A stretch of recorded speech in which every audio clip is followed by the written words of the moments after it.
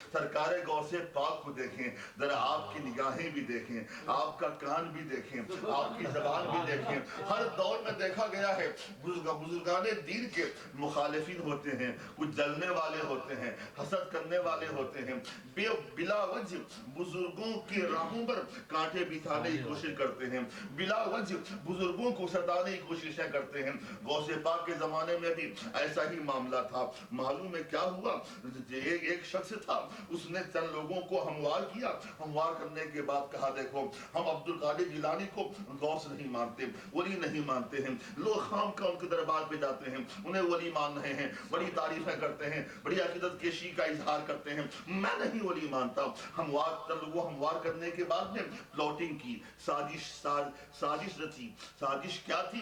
اس آدمی نے کہا چلو ایسا کرتے ہیں، میرے پاس نوجوان لڑکا ہے، نوجوان بیٹا میرا ہے، میں اسے نہا دھلا کر کفن پہنانے کے بعد میں لٹا دوں گا تابوت پر. ہم جنازہ لے کر غوث پاک کے پاس پہنچیں گے اور ہم بولیں گے حضور والا آپ میرے بچے کا انتقال ہو گیا ہے، جوان کا انتقال ہو گیا ہے، آپ جنازہ پڑھا دیجئے. اور میں لڑکے کو سمجھا دوں گا. جو ہی غوث پاک سلام پھیریں گے لڑکا اٹھ کھڑا ہو جائے گا اور غوث پاک کی معاذ اللہ کی نئی کھل جائے گی. استغفر اللہ. پلاٹنگ کے تحت، سازش کے تحت اللہ کا بندہ اپنے بیٹے کو، نوجوان بیٹے کو نہلانے کے بعد میں، کفن پہنانے کے بعد میں لٹایا تابوت پر، غوث پاک کے پاس لے کے آیا. بڑی منتیں کی، سماجتیں کی، گزارشات پیش کی. حضور والا آپ غوثیت ماب ہو، آپ غوثی اعظم ہو، اللہ کے محبوب بندے ہو، سرکار والا تبار میرے بچے کا انتقال ہو گیا ہے، حضور آپ اس کا جنازہ پڑھا دیں. غوث پاک نے فرمایا میں نہیں پڑھاتا، کسی اور سے پڑھوا لو. میں نہیں پڑھاتا، کسی اور سے پڑھوا لو. میں نہیں پڑھاتا، کسی اور سے پڑھوا لو. میں اللہ کا بندہ ہے، منتیں کرتا جا رہا ہے. نہیں سرکار آپ پڑھا دیں، آپ اللہ کے مقبول بندے ہیں، آپ جنازہ پڑھا دیں گے تو میرے بیٹے کی مغفرت ہو جائے گی، میرے بیٹے کی بخشش ہو جائے گی. تو بار بار اصرار کیا. غوث پاک تیار ہو جاتے ہیں. آپ نے جنازہ پڑھانا شروع کیا. اللہ اکبر کہا. اس نے نوجوان سے کہہ دیا تھا جو ہی غوث پاک تکبیر شروع کرے تم فوراً اٹھ کھڑے ہو جانا. غوث پاک نے اللہ اکبر کہا. تکبیر پہلی کہی. اب وہ انسان دیکھ رہا ہے نوجوان بیٹا میرا اٹھ کھڑا ہو جائے گا. تکبیر پہلی ہو گئی، نوجوان نہ اٹھا. دوسری تکبیر ہو گئی، نوجوان نہ اٹھا. تیسری تکبیر ہو گئی، نوجوان نہ اٹھا. چوتھی تکبیر ہو گئی، نوجوان نہ اٹھا. یہاں تک کہ غوث پاک نے سلام پھیر دیا، جوان نہ اٹھا. باپ پریشان ہو جاتا ہے، بے قرار ہو جاتا ہے. مضطرب ہونے کے بعد میں تابوت کے پاس جاتا ہے، اپنے بیٹے جوڑتا ہے. بیٹا اٹھ کیوں نہیں رہا ہے؟ بیٹا اٹھ، تو مرا کہا تھا. میں نے تو صرف غوث پاک کو ڈاؤن کرنے کے لیے یہ سازش رچی تھی. اٹھ کھڑا ہو.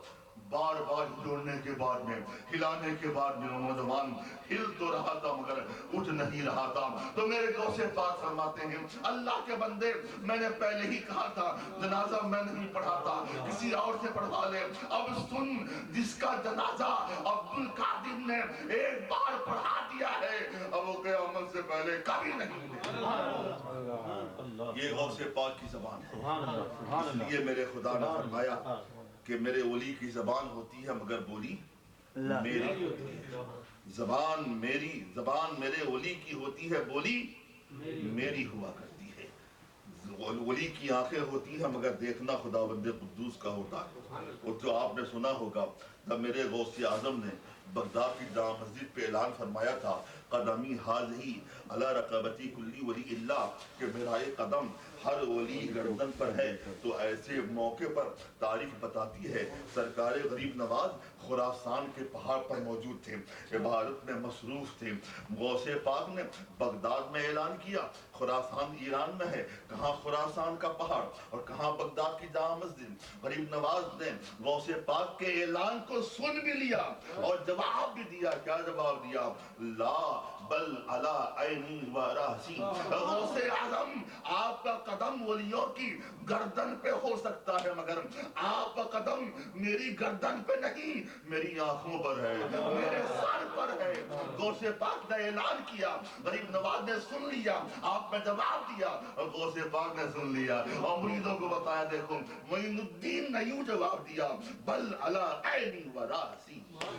یہ میرا خدا فرماتا ہے ولی کی آنکھ ہوتی ہے देखना मेरा होता है। वली की जबान होती है, बोलना मेरा होता है। वली का कान होता है मगर सुनना मेरा होता है। अरे देखना तो देखना, एक झपक देख ले क्या से क्या हो जाता है, यकीन नहीं आता है। और मैं आपके सामने तारीख पेश करूं, मुस्तनद तारीख है, सही हदीस के अंदर मौजूद है। सरकार फारूक आजम है, एक बाग में बरहना पीठ तशरीफ फरमा है। सूरज अपनी पूरी तमाज़त के साथ चमक रहा है, उसकी आतशी किरणें फैली हुई हैं। सूरज की आतशी किरणें सरकार फारूक आजम की बरहना पुश्ते पाक पर किरण पड़ती है। सोजिश का एहसास होता है, जलन का एहसास होता है। सरकार फारूक आजम ने जबान से कुछ नहीं बोला, बस घूर के जलाल आमेज निगाहों से सूरज को देखा। देखना ही था, मालूम है अंधेरा छा गया, जुल्मतें छा गई, तारीकियां छा गई। रसूल कायनात तक कहा, मेरे साहबा क्या मामला है? दिन दहाड़े अंधेरा कैसा, दिन दहाड़े जुल्मतें कैसी, दिन दहाड़े तीरगियां कैसी। थोड़ी देर के बाद में जिब्रील अमीन तशरीफ लाते हैं और अर्ज करते हैं, अल्लाह के रसूल मामला ऐसा हुआ, आज आपके गुलाम साहबी उमर फारूक बाग में बरहना पीठ बैठे हुए थे। सूरज ने अपनी किरण पीठ पे डाली, सोजिश का एहसास हुआ। आपने घूर के देखा तो खुदाबंद कुद्दूस को भी जलाल आ गया और खुदाबंद कुद्दूस ने सूरज से रोशनी छीन ली, ये कहकर जब तक उमर सूरज को माफ नहीं करेंगे, मेरा खुदा सूरज को रोशनी दोबारा नहीं अता करेगा। मेरे आका सरकार फारूक आजम को आ गया, सरकार फारूक आजम को मेरे सरकार बुलाते हैं। सरकार फारूक आजम से पूछा, उमर क्या मामला है, आज मामला क्या हुआ, बताओ माजरा क्या हुआ। कहा, हुजूरे वाला कुछ नहीं, मैं बैठा हुआ था, सूरज की आतशी किरण पड़ी, मुझे सोजिश का एहसास हुआ, जलन का एहसास हुआ, मैंने फकत घूर के देखा ही था। कहा, उमर तुमने घूर के देखा, अल्लाह को जलाल आ गया है। अल्लाह पे भी नहीं गवारा हुआ कि थोड़ी देर के लिए भी सूरज अपनी आतशी किरणों को तुम्हारी पीठ पे डाले। खुदा ने फरमा दिया है, ए सूरज जब तक तुझे उमर माफ नहीं करेंगे, मैं तुझे रोशनी नहीं अता करूंगा। दुनिया ऐसे ही अंधेरी रहेगी, जुल्मत कदा बनी रहेगी। उमर माफ कर दो, कसम खुदा की, तारीख की औलाद गवाह है।